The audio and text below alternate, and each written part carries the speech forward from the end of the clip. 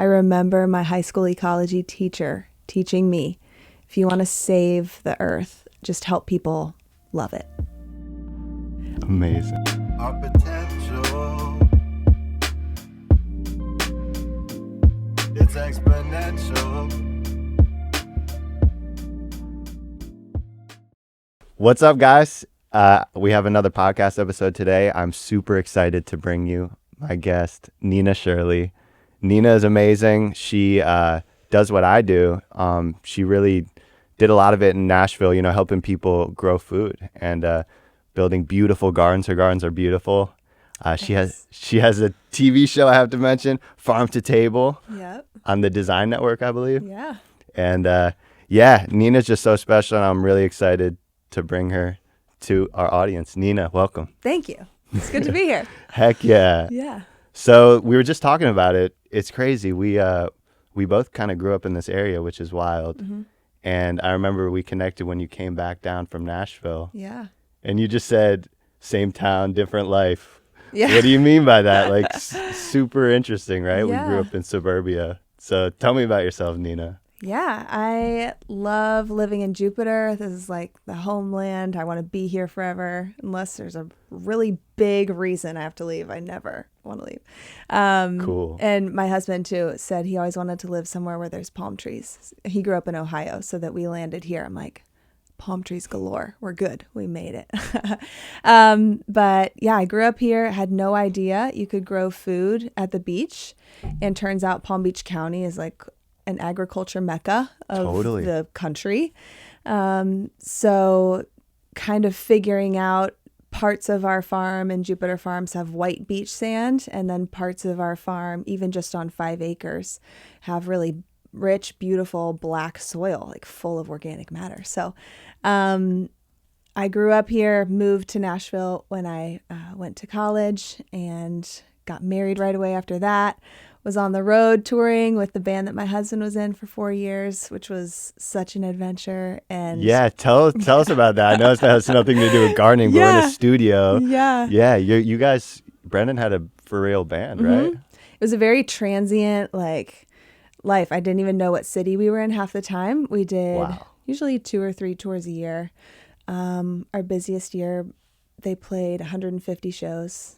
I worked for the band, so whatever we were doing, I basically said, like, let me know. Let me know what you need. I would work for the band selling shirts, or working for the ministry partners or things like that. I'm not surprised. Farmers go hard. I don't know if you realize, we work hard. Yeah, and all the while we'd be in like Cincinnati and then Chicago and then wherever, 4 shows a weekend usually. And then I would half the time have my clothes with me on the bus and change into overalls and my dirty pants and drive outside of town to my farm job and do that a couple days a week, and then get back on the bus and go back out. So I really had this desire to farm and grow food and learn more about that in that season, right when I was getting started, after I finished school. But my lifestyle with Brendan, we were everywhere. So I kind of got to see both things, like see farmers markets in different cities all across the country and world.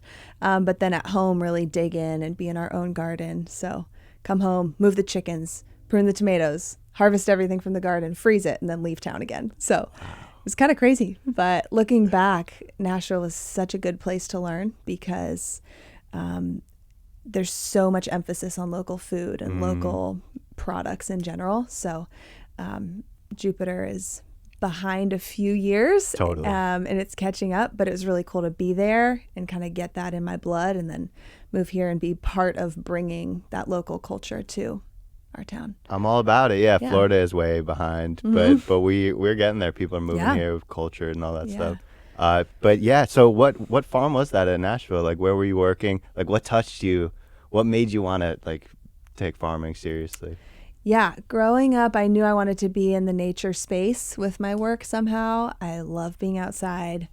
I get really off balance really fast if I'm inside for one whole day.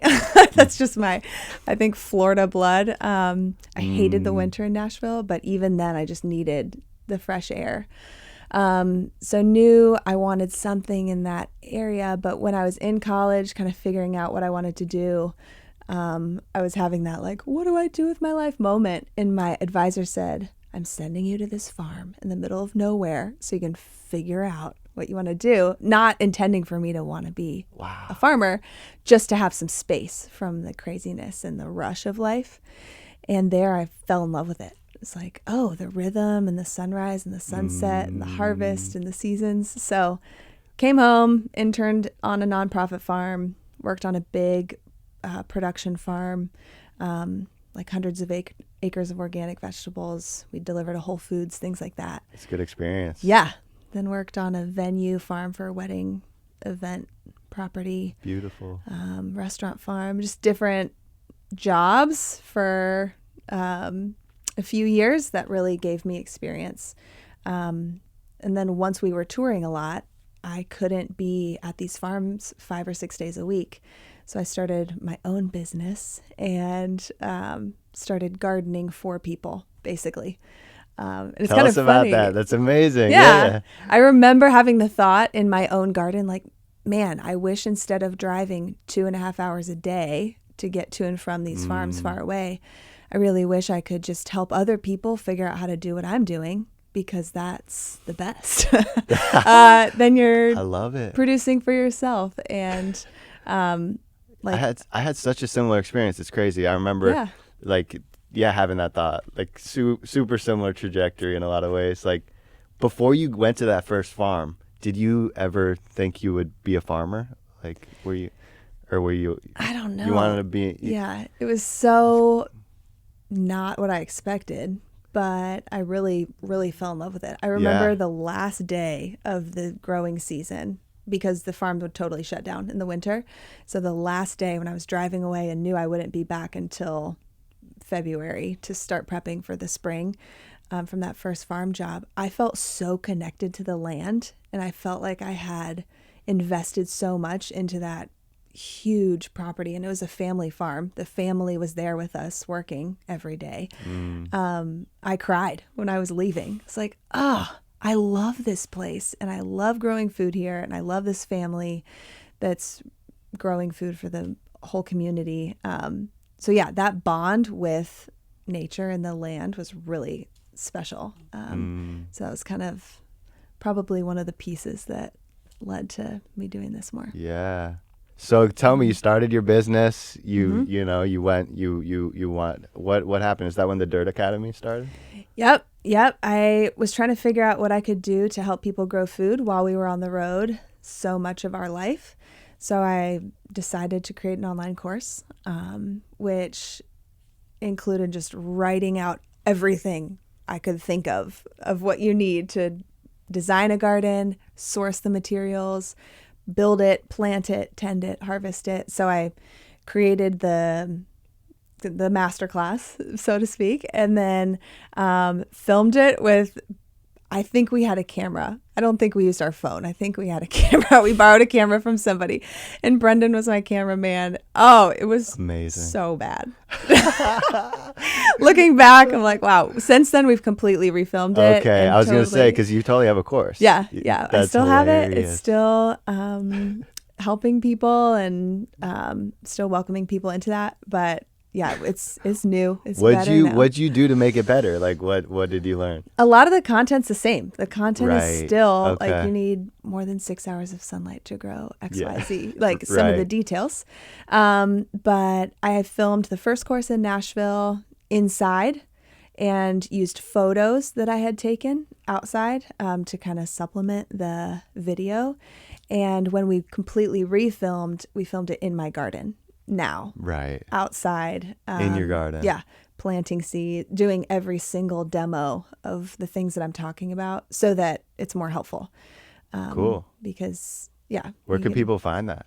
Yeah, my website, thedirtacademy.com. Amazing. Yeah, it's still up there. It's Gardening with Nina. It's my only course, but it's a good one. Yeah. Yep. And then you did the Dirt Academy. You got really good at showing people how to do this. Mm-hmm. What's some things you've learned in all your experiences doing this? Like, what are people maybe missing, like in our like when they try to start a garden, like, you know, so many of us grew up in suburbia. Yeah. We don't even know Yeah. where to begin. We didn't grow up with it. Totally. You It's know? like the lost generational knowledge. There's a huge gap. So a lot of our parents and grandparents grew up with gardens in the backyard. That was super normal. No matter where you live, no matter what the season was, you kind of just at least saw somebody planting seeds, weeding, doing kind of the necessary steps towards growing yellow squash, zucchini, tomatoes, green beans. So at least a few generations ago, we would have usually seen the practice of gardening. And us now, like, we didn't see that at all. Now that life is more condensed and hurried and grocery stores are available and you can get everything you need in one place, like toiletries to groceries to to everything. So anyway, Whatever you want. yeah, totally. It's crazy. So just the gap, it's totally normal that people are nervous or think they have black thumbs. Right. It's because we haven't been exposed to it as much anymore. So my goal, and I know your goal too, is to just re-expose our generation and our neighbors to try planting seeds. Like, it's okay that we don't know sometimes how to do certain Right. things. There's a lot that I still don't know how to do and am learning, but just trying it.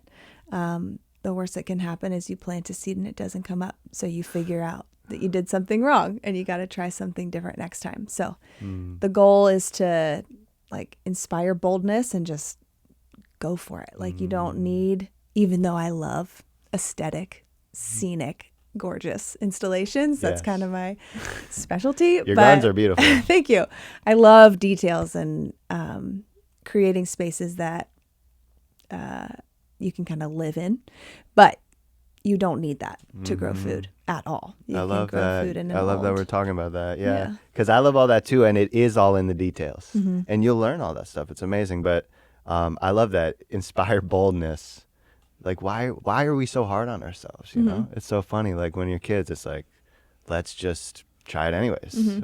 We're out here, Yeah. you know? Yeah. Maybe we got to get back to that more. Yeah. It seems like a garden can be, it is for me. I know it's for a lot of people too, my clients and friends. Like, a garden can be a living, breathing part of your life, not just a chore. Like, sometimes the garden is feeding us and nourishing us with very little of our effort, depending on the time of year. Like, the harvest is just abundant.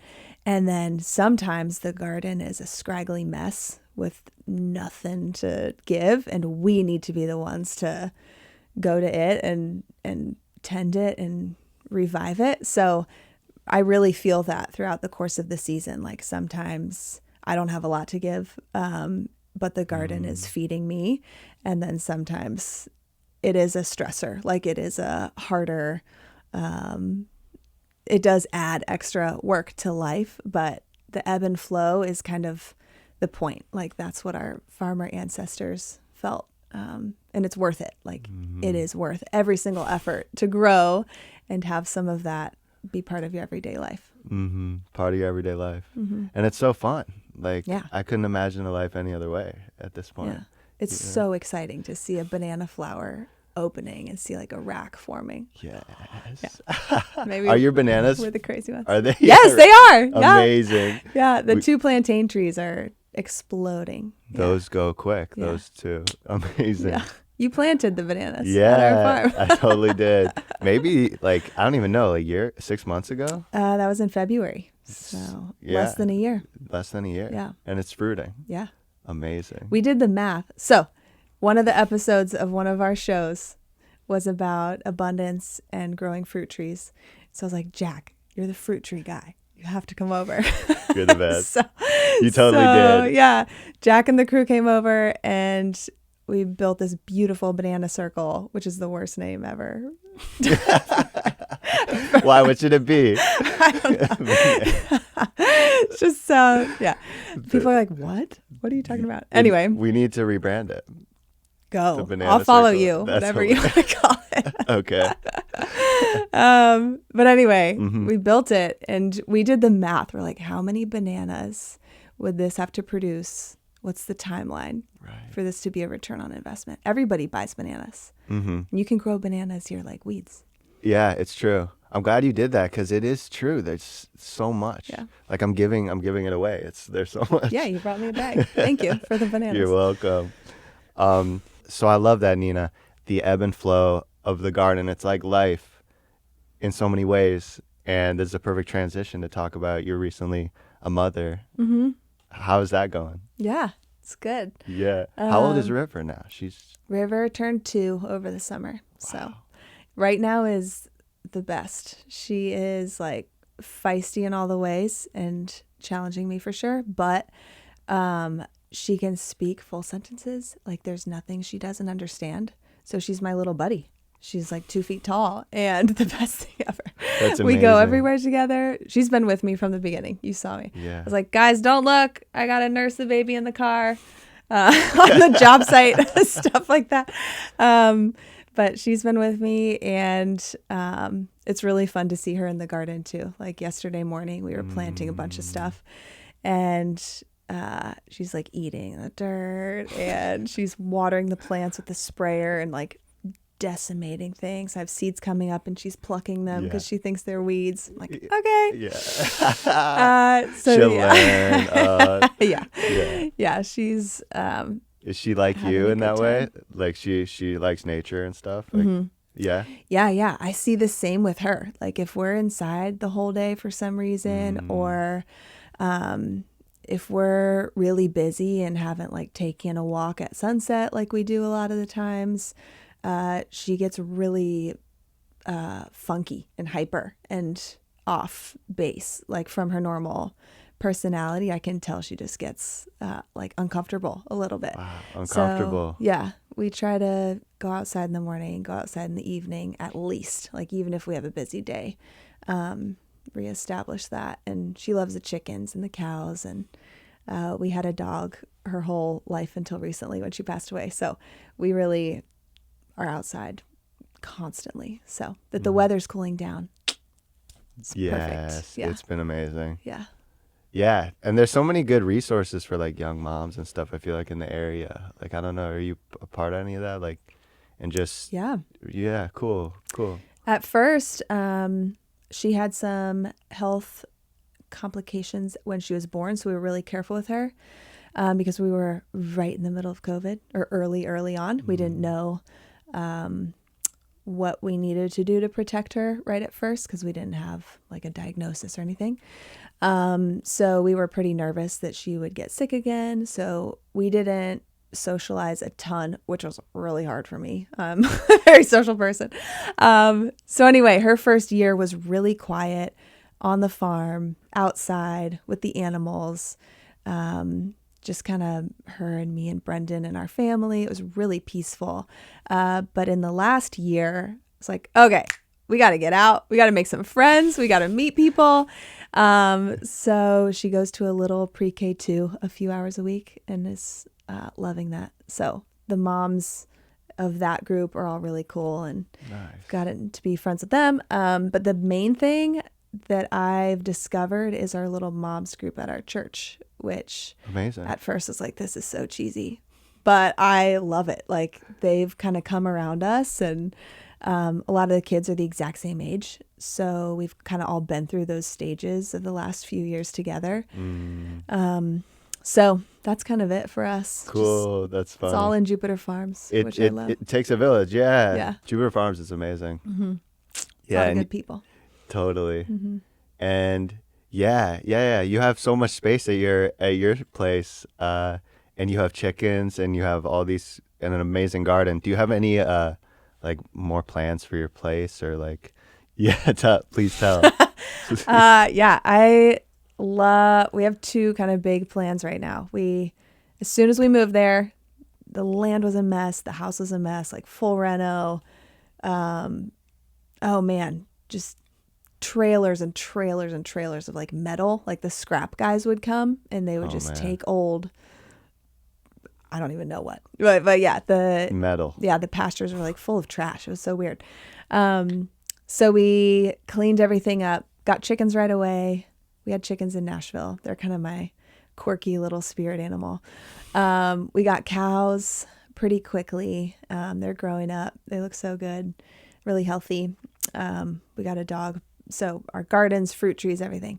We're kind of at a good place right now. Everything's manageable. And so January 1, I haven't even fully talked to Brendan about this yet. It's being put out there. Yes. My dream, which we'll figure out how to do this practically, ducks, more laying hens, because our hens are almost 4 years old, 3.5 years old.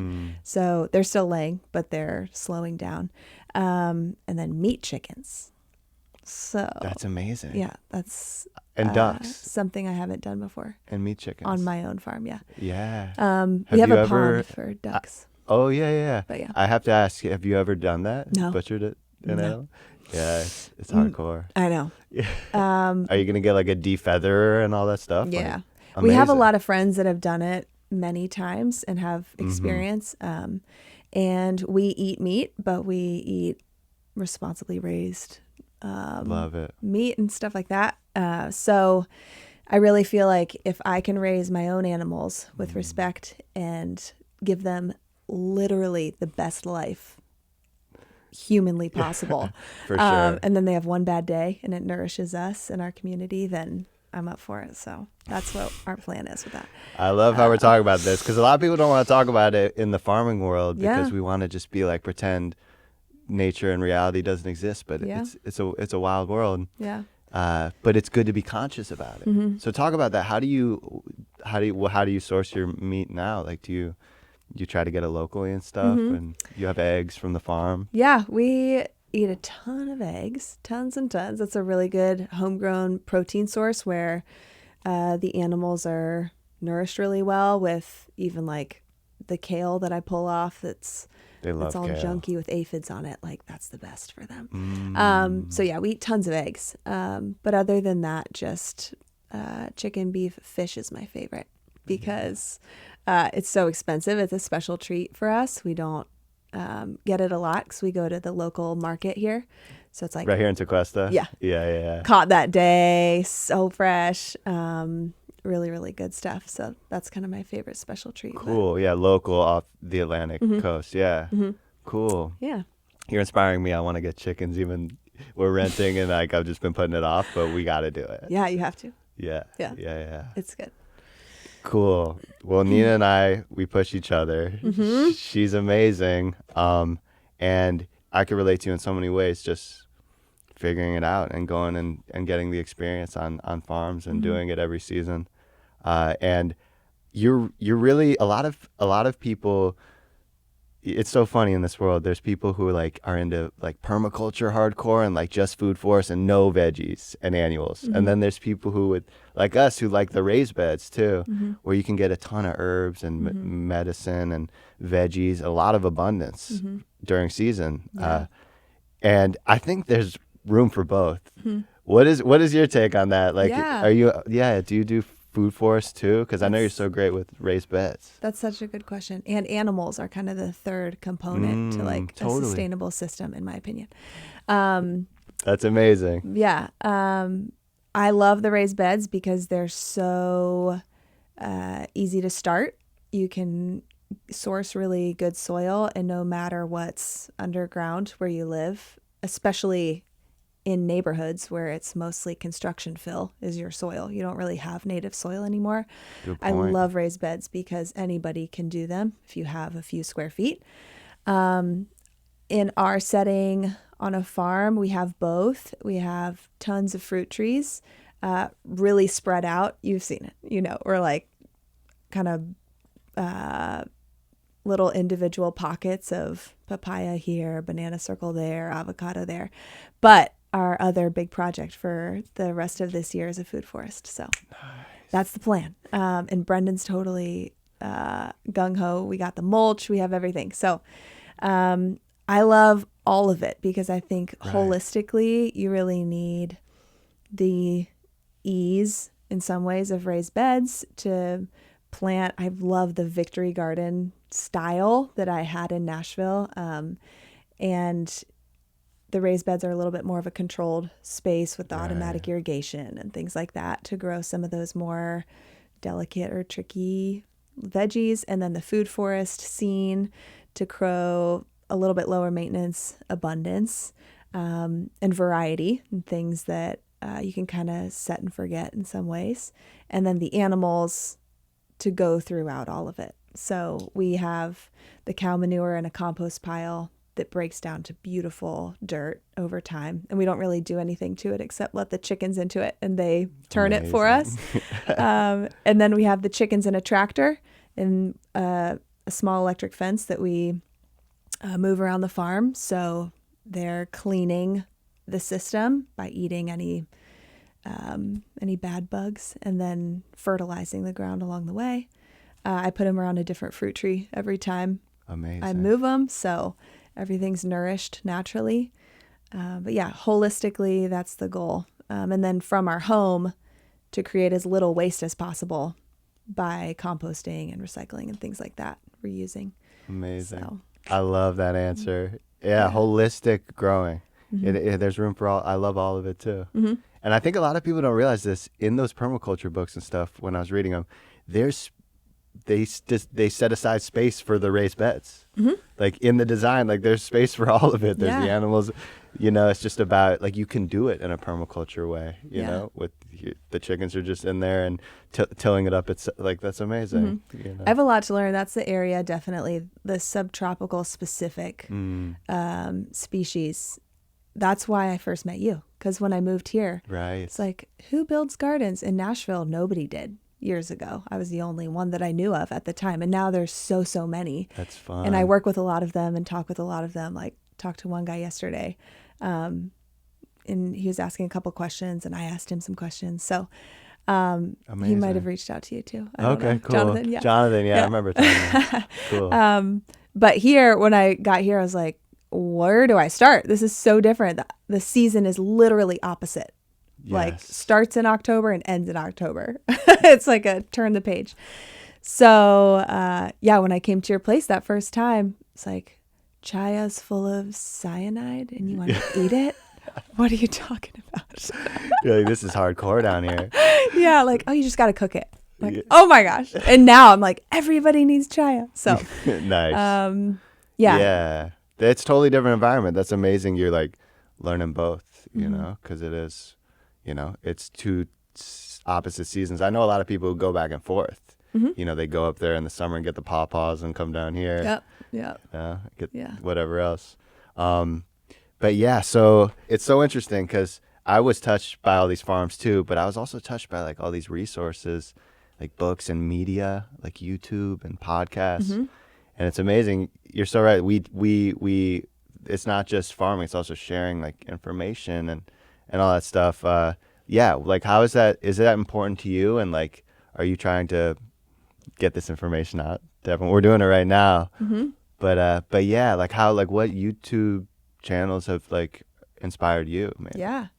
The YouTube channels about these permaculture topics are so helpful because it's real people in their own space teaching what they know. And a lot of times it's slightly different because of the soil that they're growing in or the season or where they live. But that's such a helpful resource because you can find anything you need to know. So I'm so appreciative to all these people spending the time. It takes so much time to organize and create and film and record. And it's a lot of extra stuff than just growing food for Right. yourself. It's like a whole other layer of value that you can be giving the community. And I care about that a lot. I think that that's a worthy use of time. Did you put together like a curriculum for kids? Didn't you? Oh, yeah. That's amazing. Yeah. Yeah. Like At, that is where it's at. Yeah, teaching the kids. Totally. Nobody loves the garden more than kids. Yeah. Oh my gosh. Yeah. At Or no- me and you. us teaching the kids. It's Yeah. like wonderful.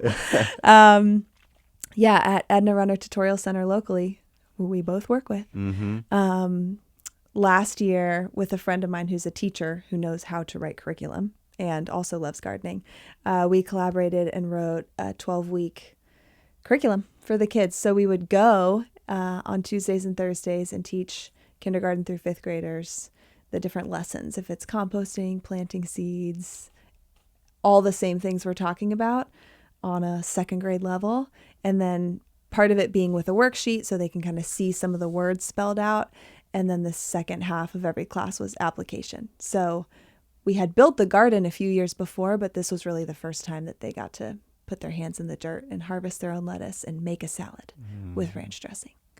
Always ranch dressing. Yeah, they love it. They love it. So Those kids are funny. yeah, so fun. Yeah. It's really cool. Like kids that would never eat a green veggie are like fighting over eating Right. carrot tops. I'm like, really? Yeah. They You love make it. make it cool. Yeah. Yep. And yeah, it is Yeah. cool. It's like biological seeing the red pepper. You know, it hits us. Yeah. And we've made a few TV shows with the Design Network, which has been such a cool experience. The first one's called Farm to Table, and that was more about our life, our farm, us figuring out how to do the things that we wanted to do from scratch. And it's a shorter series, but one of our best friends made it, so that was really special. And then the second one's called Nina's Garden, and that's more just like tips on growing food, like quick episodes in my garden showing people how to harvest, because you can grow the lettuce, but if you don't harvest it right, it might not come back for a couple more. 100%. Yeah. I'm doing that right now. Yeah. A lot of new members. I'm planting a perfect kale, and they're taking the whole thing out. No, Like, no. You need like 4 to 6 weeks. Yeah. So that education component and then making it beautiful and making it really relevant. People have so much in front of their face right now. Like Right. the distractions are endless. It's endless. Yeah. It's real. So Yeah. creating gardening content that's captivating has become one of my passions. Amazing. Yeah. Thank you for mentioning that. I've always say there's, it's like you can work in your business or you can work on your business, in your computer. I've heard that. But it's also like the same thing with what we're doing. Like there'll be times where I'm not on social for a while because it's like I'm doing the actions. I'm in the garden. I'm doing harvesting. I'm planting. I'm harvesting. And there's really documenting too. There's like doing and documenting. And the documenting is important. Like there was a time in my life when I was not, documenting. I was like, I don't need pictures. I don't need, like I didn't have social media for a while. And I was traveling. I was doing all these amazing things. And I just see the value of it now, sharing. Yeah. Sharing basically. And for yourself, and to show your people like, oh my gosh, 10 years ago I did this. Look at this beautiful photo. Because you were all over the world. Yeah. Yeah. You probably have amazing memories and amazing photos from all that. Yeah. I just found a couple photos actually up Cool. on like a mountain in Greece. I was like, this Yes. is epic, But it's so interesting there. And I'm glad you brought this up because I haven't thought about this in a while.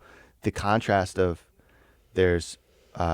like traveling and being a free spirit, having no commitments and attachments, and then being committed to the land as a farmer is totally different. It's Yeah. daily tasks. It's observation. It's being there. It's like being a parent, Yeah. Yeah, so I think it takes both too, maybe.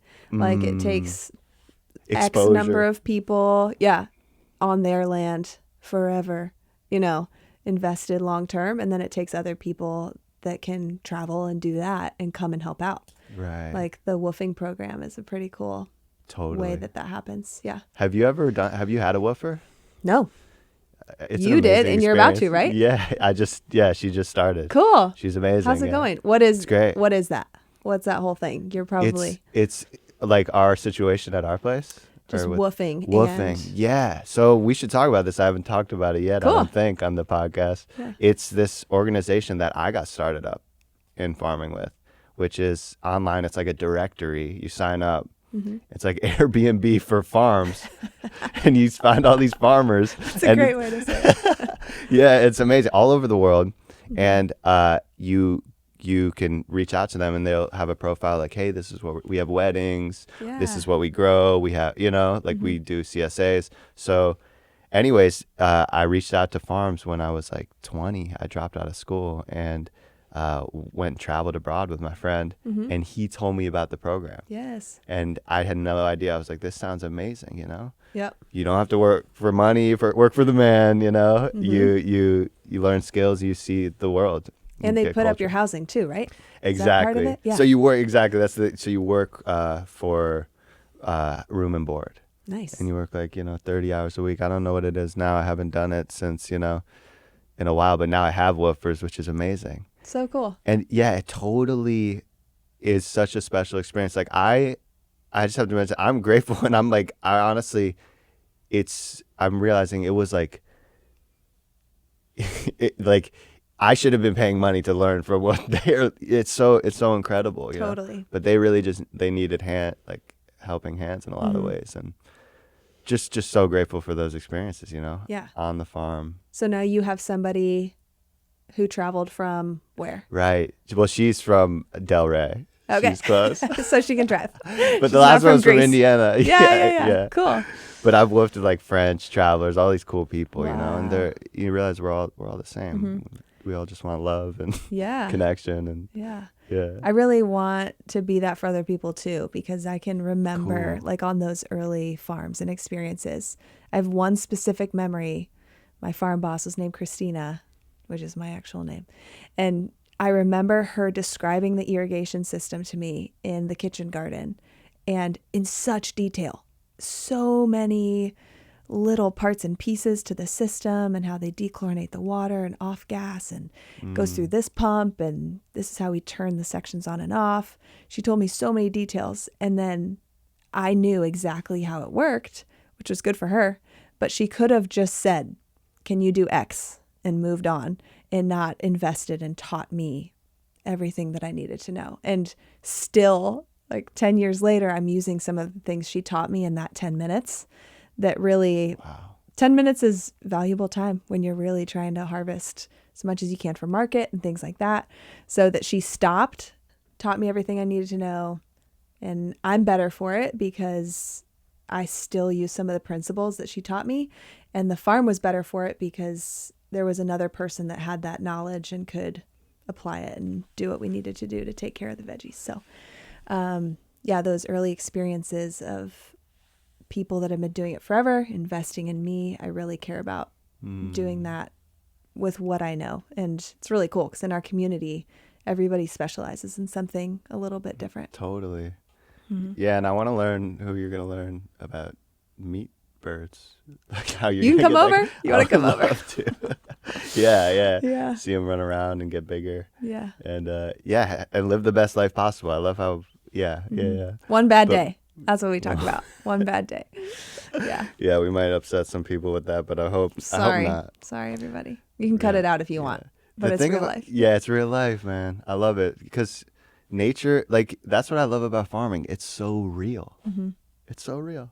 There's no, you can't put makeup on it or whatever. Just like it's just is what it is. It grew or it didn't grow, Mm-hmm. or it's so Yeah. A Yeah. lot of people assume I'm vegetarian or vegan, right. which I'm not. Mm-hmm. I love butter. Yeah. Would love to have a And dairy you cow have one cow- day. yeah, okay, Yeah. you have, yeah. Yeah, one day a dairy cow. That's the dream too. That's amazing. What about goats though? What do you think about that? Goat milk. That's my husband's favorite food. He would love dairy Really? goats. Yeah. I love goat products too. Goats are wily. They are escape artists. Yes. So we haven't built anything worthy of containing goats yet. That's why cows, it seems easier to. They're a little easier. Yeah. Yeah. They're pretty mellow. So one day I would love to have goats and Cool. have I'm just curious. dairy. Yeah. Yeah. I want the menagerie. But everything on our Mm. farm serves a purpose. It's kind of our rule. Like we all contribute. Every animal has a role. Yes. We all take care of each other. So yeah. Community. Hmm. Heck yeah. We're not going to get goats because they're cute. Right. We would get goats to I be part of the love it. system. Yeah. We're super aligned, Nina. It's amazing. Yeah. Yeah. Love it. Functionality and beauty. Yeah. And beauty. Hmm. There's room for all of it. Yeah. The only thing that we don't do the same is citrus. You want to bring this up. Yeah, you keep playing the citrus. I can't do it. So part of our I'll do it, I'll do partnership, it. since I've had River, I am not full time. And so I'm telling our friends that are listening, obviously. Yes. So, but Jack is full time and is running an amazing, amazing business full of production and productivity. Thanks, So Nina. I install gardens and then I go, here you go, Jack, and pass them I have on. my own babies to take care of. Yeah. And you're Yeah. doing all of the installation and maintenance yourself for Yeah. tons of other people. So thank you for taking on the maintenance of some of my installs. But I plant welcome. lemon trees and Jack gets mad because they're hard to take care I'll of. get mad. No, not mad. But they rarely survive long Yeah. term. Yeah, and there's lessons there. Yeah. But we don't have to get into it today. A fresh but- homegrown lemon. We have one tree on our farm that does great. Every other citrus tree has died. Mhm. But I'll take it. The Myers lemon, probably. Eureka. Eureka, Lemon. cool. Yeah, Awesome. does great. Eureka. All right, with that, Nina, thank you for those kind words. I want to just acknowledge you too for everything you do for the community. Thanks. And yeah, I'm looking forward to more of it. And thanks for coming on. Nina, is there anything else you want to share with the world? Oh, man. Not to put you on the spot. No, I think part of our goal, I remember my high school ecology teacher teaching me, if you want to save the earth, just help people love it. So Amazing. every single day, that's kind of the goal, is like, can we get outside together? Can we go on a walk? Can we turn off the screens? Can we look up at the sky? Like encouraging other people around us to also love the planet and creation is the goal. So anyway, that's what I go back to. That's it. Beautiful. Thank you so much. If you want to save the planet, encourage others to love it. Thank you, Yeah. Nina. Totally. Thanks.